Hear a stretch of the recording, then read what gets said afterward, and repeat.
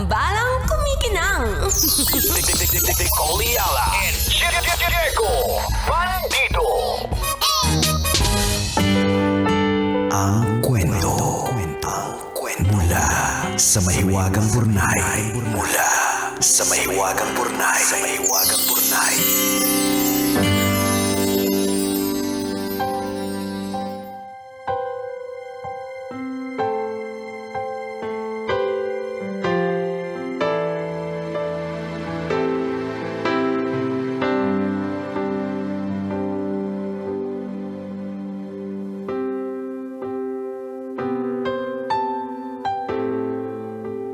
Dear Nicole and Diego, itago niyo na lang po ako sa pangalang Donnie, 25 years old at nagtatrabaho bilang office staff dito sa Makati.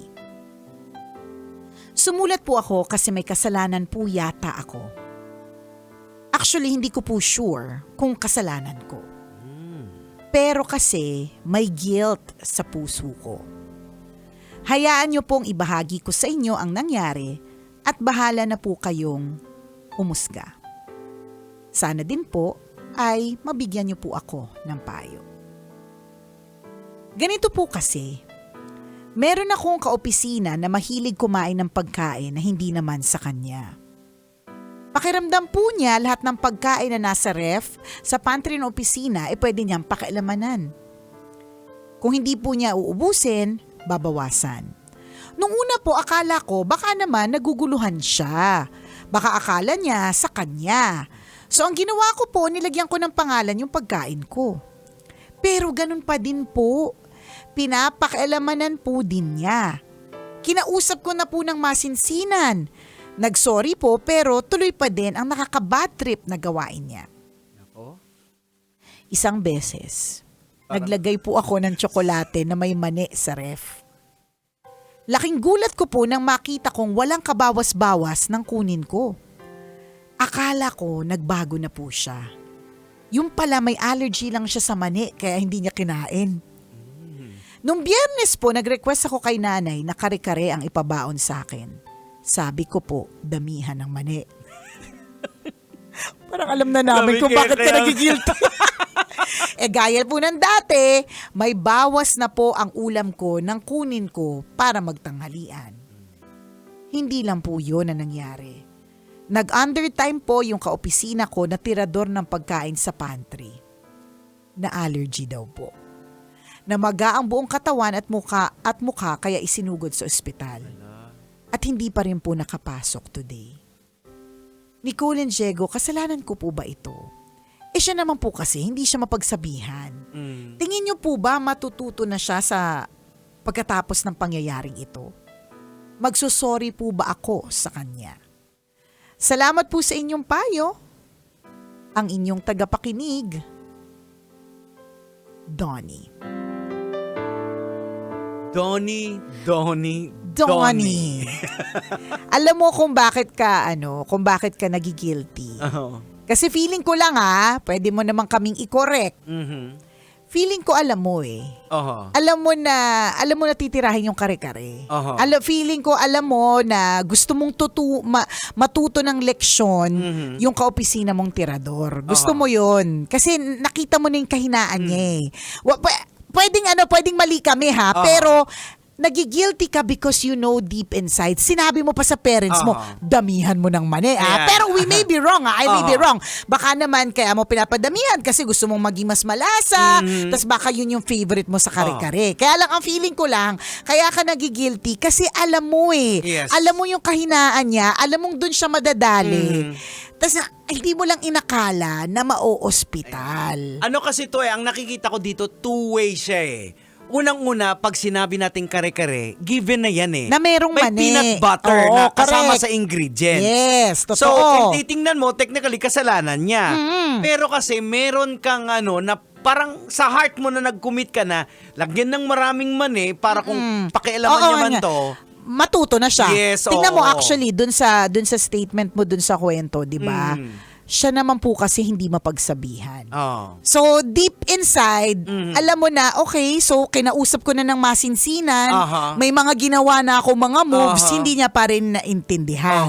So, dagdagan natin yung mani. Kasi most probably, hindi niya alam na yung kare-kare ay gawa sa peanut butter. Hindi, may mga gano'n na. Kung hindi ka naman kasi nagluluto, Jegs, Totoo. kung hindi ka nagluluto, hindi... For people na nagluluto, alam nila yan eh, na napadami yung peanut butter. Siguro purong mani yung nilagay at hindi yung peanut butter. Alam nila yon. Pero kung hindi ka nagluluto, tagakain ka lang, lalo-lalo pa yung kaopisina mo, tirador, kahit anong ilagay, tinitira, di ba? Hindi niya alam na yung kare-kare ay gawa sa mani, di ba? Well, si Donnie, nagiging guilty ka dito, Donnie, kasi may evil intention ka eh. Meron. Oo. Kaya nga, ewan ko kaya nga sabi ko, Jegs, correct us if we are wrong, 'di ba?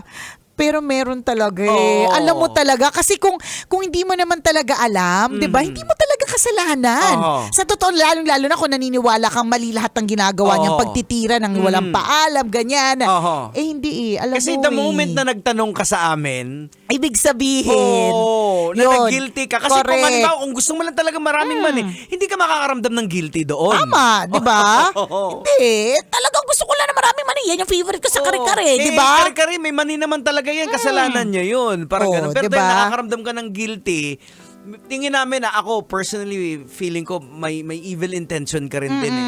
Na Di ba? Na-guilty ka lang kasi medyo malala yung Correct. naging, Na hanggang ngayon hindi nakapasok. Oo. At alam mo ba, hindi naman sa pampadagdag ng guilt ha, ang allergy po ay nakakamatay po yan. yes, ha? life-threatening siya. Correct ka. Kasi pwede pong tirahin yung puso. Pwedeng, basta life-threatening siya. Sorry, Donnie, kailangan mo namin sabihin yun.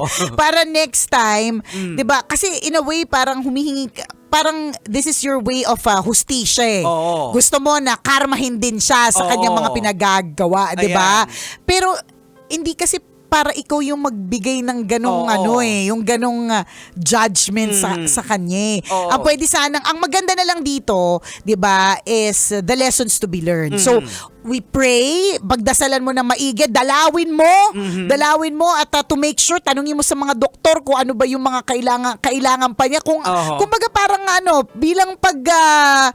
bilang pag-cover up ng guilt or pwede ka Oo. mag-sorry din talaga, Oo. 'di ba? Pero ang maganda din dito are lessons to be learned. Yes, We oo. do not put justice in our hands. Tama. Yan yung isa. At ang isa pa is pwedeng kapag ka merong issue sa empleyado, i-course through the right people. Yes, oo. So siguro naman may manager kayo. Aha. Kung wala pang bago mag-manager, may supervisor. Aha. So may HR din. Wala pong kumpanya na walang Aha. HR, 'di ba? So Ayan. kung may pantry kayo, for sure may HR kayo. Tama. 'Di ba? So ibig sabihin, yun na may next time na kapag ka may issue ka sa empleyado mo, sa isa-ibang empleyado, idadaan mo sa mga tamang channels, 'di ba? Yung ganon. Isa pang lesson din dito para sa mga tirador ng ulam. Yan, diba? There are consequences sa mga ginagawa nating hindi maganda. Correct O ka. mapapahamak tayo. Kinausap na na hindi dapat galawin yung pagkain na hindi sa'yo. Correct Pero ka. tinuloy pa rin. But of course, hindi naman namin wini-wish na May parang mangyaring masama masabi na mirisi sa'yo. Correct, oo. Hindi naman ganon. Hindi naman Pero sa ganon. malinaw na pag may ginawa kang mali din, may consequence din. Oo, hindi natin pwedeng sabihin na nagka-allergy ka tas biktima ka lang din, Oo. 'di ba? So, may ambag ka rin talaga Yes. dun sa nangyari sa iyo. Oo. And sa tingin ko kapag mas madali nating natatanggap na meron din tayong kasalanan, mas madali din yung lesson eh. Oo. Oo. Kay Donoy naman kasi, unang-una alam mo na may allergy sa peanut. Pinagdadagdagan mo ng maraming mani, pwede mong lagyan ng label, may mani. di ba? Oo. So, sa tirador ng ulam, yan, may mani ito. Yan. Baka tamaan ka ng allergy mo. Yan. Hindi eh. Oo. Intentional Parang siya. bait mo siya. Oo, correct. Bait mo talaga siya. Pain. Oo. Eh, ito namang marupok na tirador, di ba? Kinain yung pain, Oo. di ba? Well, wala na tayong magagawa. Aha. Nangyari na. Nagigilty ka because you know deep in your heart, may intention ka talagang matuto Yes. siya, di ba? Oo. So, yun na lang tayo. Doon na lang tayo moving forward sa lessons to be Aha. learned, di ba? Ayan. Pwedeng mag-set ng rules kagaya dito sa amin. May rules dito na once na nilapag mo yung pagkain dito Yan. sa table, sa labas. Correct. It's for all considered yan. for all. Oo, pero pag doon sa gilid, Correct. Ibig wag sabihin. galawin. At saka pag may pangalan, Oo. di ba? At yun naman yung, so far parang nafa-follow naman ba? Hindi ko rin sila. Kasi minsan may pangalan ako ba, Diego. Pagbalik ko, wala na. Pero wala dito yung maggaganti, 'di ba? Nalagyan ko ng Oo. lason para Oo. next time, Yeah. 'di ba, na may titirador ng pagkain ko, Oo. Pero lessons to be learned. Oo. Na kung wala ka namang intention talaga i-share, gusto mo talaga para sa sarili mo, Oo. 'di ba? Ang gagawin mo is itatago mo talaga Oo. siya kung saan hindi siya, kumbaga nung araw, 'di ba? Nilalagay sa basket tapos nilalagay sa Oo, may yun. kisame, Nilalambitin. nilalambitin. Kung hindi mo alam 'yon, edi ikaw ng rich kid. Hindi mo alam yung ulam na lalambitin Oo. sa kisame kasi mayamang kayo. Oo. May refrigerator Ayan. kayo, Kung di hindi mo ba? naranasan mabuhusan ng sabaw mula dun sa basket. Correct. Ibig sabihin, rich kid ka, hindi ikaw na mayaman, di ba? So, yun yung gagawin mo. Parang kumbaga, yun yung analogy natin eh. Kung ayaw mong, di ba yun yung mga ginagawa ng mga Oo. matatanda, kung ayaw mong kainin yung karne, Oo. ilalagay sa basket, ilalagay sa pagkataas-taas na parte ng Ayan. kisame para hindi basta-basta makukuha, Oo, di ba? correct. So, ganun din yun. Ayan, so pwede talaga Lessons kayo, talaga to be learned. Mag-set talaga kayo ng rules. Pag-usapan nyo as a As a employee, group. as a group na Correct. walang gagalawan kung pwede namang magpaalam kung gustong humingi. Diba? Tama, yung ganon. Ayan. Hindi, tsaka pero kung halimbawa talagang parang katulad ng story ng tirador na kahit may label, tinitira pa rin. Oo. Ikaw na lang yung magkusa kung Oo. paano mo gagawin, di ba? So for example, meron itong classic example yung mamahaling cake na gusto ni tawag dito, ni Conyo Bicolano. 'Di ba? So si Conyo Bicolano, meron siyang dinalang mamahaling cake. Bigay sa kanya ni paring Leo Bunggaling. Wow. Yan, 'di ba? So binigay sa kanya. Dahil ito yung cake ay mamahalin, hindi ito basta-bastang parang for all. for all, Oo. So ang ginawa niya, kapag kakain na siya o kaya kakain yung tayo, 'di ba? Bubuksan niya. Kapag tapos na tayong kumain, 'di ba? Sasarado na. Sasarado, tapos ilalagay dito sa loob ng booth, 'di ba? Ginawa niya talaga 'yon. Kasi alam niya nga na kapag nilagay mo sa gitna, posible talaga given na siyang siya eh. given na siya. Anybody can eat it. Yun yung rule. yung rule. Unwritten rule. Correct, unwritten rule. Wala naman nagsabi, pero basta pag nasa gitna, Ayan. basic, Oo. 'di ba? Pwedeng kainin Para sa lahat. para sa lahat. So yun na lang talaga ang mangyayari talaga dito. Always lessons to be learned. O, 'di ba? Na next time, wag mag-iiwan ng pagkain, ile-label. Kung hindi, 'di ba yung bang mga ganon? Oo, siguro kung ako sa sitwasyon ni Donnie, nung masamang tao pa ako, pag ginaganon ako, pagbukas ng rep, may lagay ako, may picture doon nung kumukuha, tumitira. Ayang ka na naman. Nakasulat sa caption sa ilalim, ayang ka na naman. Titiradurin mo na naman yung ulam dito sa rep. Ano yung picture niya? Yung HD, yung picture niya. Hindi yung malabo-labo. HD talaga, para kilalang kilala. Ultimo mga nunal. 'Di ba? Mga blackheads, 'di ba? Ang bihira Titirahin, di ba? Okay. So yun yung pinaka-importante sa lahat, 'di ba? Lessons to be learned. Tama. Yan. Sa Ayan. True Lalot walang halong eklavo. Ganyan. At saka wag ka na rin mag-guilt trip ng masyado, ha? Okay lang. Hindi naman siya okay, pero hindi naman makakatulong. Dito na lang tayo sa mag-show ka ng concern, magsabi ka sa boss mo ng dapat gawin, 'di ba? Yung mga ganon. Ayan. Sabihan mo talaga, kinakailangan pag-usapan yan eh. 'Di ba? Kinakailangan i-recognize. Correct, 'di ba? Yung ganyan na may problema. Yan. And speaking of recognize, 'di ba? Batiin lang natin yung Grab driver na nakikinig sa atin, si Sir Artemio Doringo Jr. Uy, si Temi. Oo, ayan. 'Di ba? Oo. Paring Temi. Temi. Ito naman si Temi. Oo. Ba't kayong kala nagparamdam sa amin? Hindi mo kami maloloko, Artemio. Kuya Artemio Doringo Jr. Huy, Ayan. magpa-register ka sa Love Knows No Ay, Boundaries oo, promo, oo. ha? Saka ingatan mo yung pasahero mo, Correct. yung kamukha ni Agamula. Ay, nako, yan. Oo. Yung pasahero. Oo. Nako, ingatan mo yan. Bihira mag-tip, hindi bumababa ng 5,000 pag Oo, nag-tip pag yan. nag-tip. Oo. Pero halimbawa, parang medyo mahina-hina siya ngayon. Oo. Mga 500 lang yung Ayan. tip niya sa'yo. Nagsisisi ka na ba, Sir Ivan? Yung totoo. O yan, Kuya Artemio. Ayan, Sana ingat. po makilala mo po ng lubusan ang lahat ng mga makukulit Aha. at may sayad na utak na DJs ng Ayan. Love Radio. Oo. Ayan, di ba? So, Kuya Artemio, ikaw, anong tingin mo dito sa sitwasyon ni Oo, ni ni Donnie? Donnie. Di ba? Ayan. Semi nilason niya. Semi may paglaso na naganap Parang dun sa yun yung opisina. mga gawain na na maglalagay, bibetsinin mo yung aso. Correct. Totoo! Grabe yung mga galawan ni Diego Bandido. Alam niya talaga Oy, yung wag- bebetsinan yung aso. Wag yung gagawin Wag yun. yung gagawin. Kailan mo ginawa yan nung araw? Bebetsinan yung aso. Siguro yun yung mga tirador pa kayo. Oy. Nung ano pa kayo akyat bahay, no? Alam mo, naalala ko dati nung... Sige, amin na. Hindi, nung nasa Yes pa ako, nag-adlib ako ng gano'n, nakakatawaan lang na, kasi may problema sa aso niya. Sabi ko, betsinin mo. Alam mo ba tumawag yung PETA? Ay, totoo ba? Hala ka? Oh my gosh! Binawi ko na lang. Oh, hindi mo ba binawi dati? Hindi mo binawi? Langya ka talaga. Hindi ba biro ko naman sinasabi? Ay, hindi lahat talaga tumatanggap ng biro. Pambira. Pero bad po yun. Oo nga, bad po Oo. yan. Pero yun, kaya lang na-mention ni Jegs. Kasi Oo. nga, Donnie, tanggapin mo yung katotohanan na medyo may ganun kang Oo, intensyon. may pagbetsin ka. May pagbetsin ka. In the case of your kaopisina, may Oo. pagmani ka. Oo. 'Di ba? Bawi ka na lang.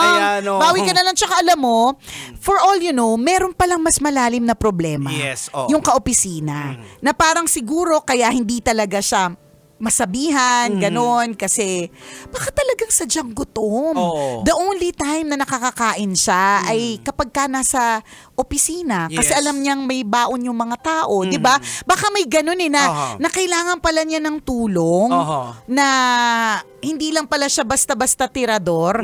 Talagang masyado siyang maraming problema sa bahay nila. Di ba? May madaming ganon Oo. na Kagaya yung mga klipto. Basta! Basta may mga ganyan. Hindi Malay natin alam, mo. baka may kondisyon Baka na may ganon. kondisyon siya. Di ba? Oo, na hindi niya naman kailangan, pero Correct. parang nagkakaroon siya ng sensation pag Correct. may kinukuha siyang Oo, ulam. totoo, 'di ba? Oo. Parang 'di ba nasasatisfy siya kapag ka Yes. may tinira siyang Oo. tirang tuna belly, 'di ba? Mga ganon. So for all you know, kailangan niya pala ng help. Yes, oh. Kaya dapat kinakausap. Correct. So this is actually another lesson, 'di ba? Na alamin din natin bakit ganun yung mga kaopisina natin. Bakit ganun yung galawan niya? Bakit lagi siyang puyat? Yes. Bakit lagi siyang antok? Bakit lagi siyang tumitira ng ulam ng iba? 'Di ba? Ano ba yung kwento ng buhay nila? Yan. Kasi kapag ka mas nakikilala natin sila, mas naiintindihan natin Mas Oo. nagiging compassionate tayo, mas Yes. nagkakapuso tayo para sa kanila. Oo, ang importante kasi Diba? intentional ka Correct. para kilalanin mo yung isang tao. Para ngayon, alam mo na yung workaround na kung paano mo siya iiwasan, Correct. kung paano mo siya kakausapin kasi kilala mo na siya Tama. Oo. Correct. Hindi Totoo sa yun. nag-guessing game ka na ay talagang... Bakit siya ganun? Tirador Oo, talaga to. tirador Ang sama talaga. ng ugali Oo. niya, di ba? Oo. Yung pala may mas malalim na dahilan. Oo. Malay Di ba? mo- Sabi mo nga, klepto. Oh, yan, Di ba? totoo. Klepto is a condition. Ano ba? Yes. Condition po siya. Hindi niya mapigilan Oo, talaga. yan. Madami pong kwento na ganyan na mayaman sila pero nagnanakaw pa rin sila. Yes. Kasi ano siya condition siya Oo. na medical, ganyan. oo. It's Maaaring psychological ganon. na Psychological na problema. problema. 'Di ba? O di naman kaya katulad ng sinabi ko, gutom na O na. yun, oo. Lahat ng isinisweldo ibinibigay sa pamilya. Correct. 'Di ba?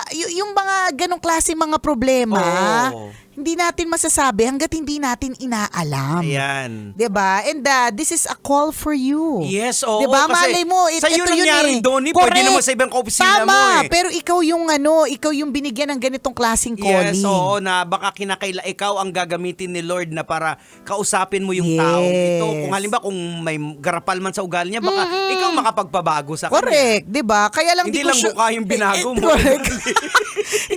hindi ko lang din sure kung mababago niya. Oo. Basta at least meron. Oo. Meron kang gagawin. Basta ayan. dalawin mo na ha.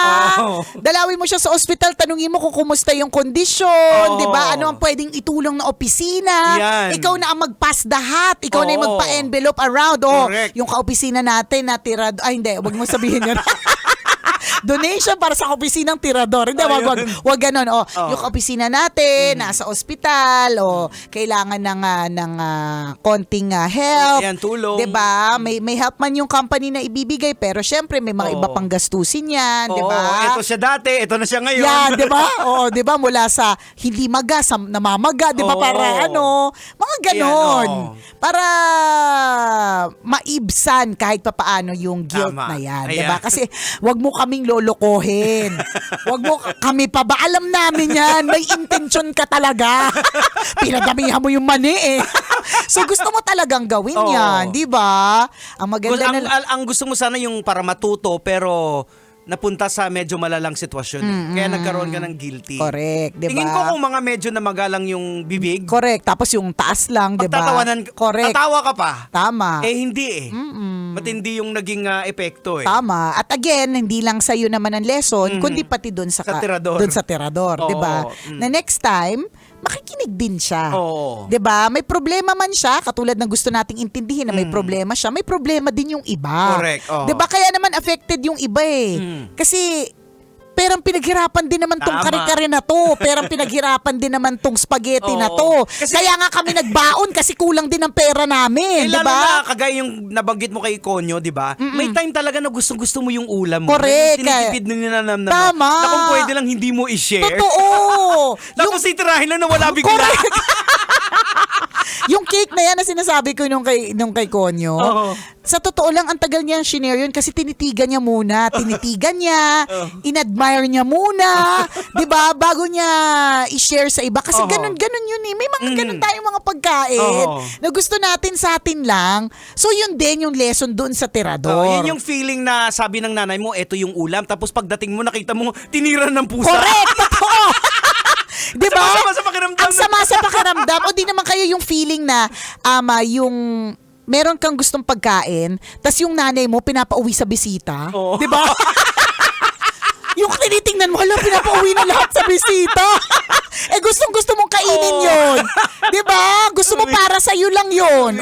Tas tinira ng iba. Oras natin, 1:39. Ako pong kumikinang na ulo, Diego At Bandido. akong kumikinang ina mo, Nicole Liala. Kailangan pa bang i-memorize yan? Basic!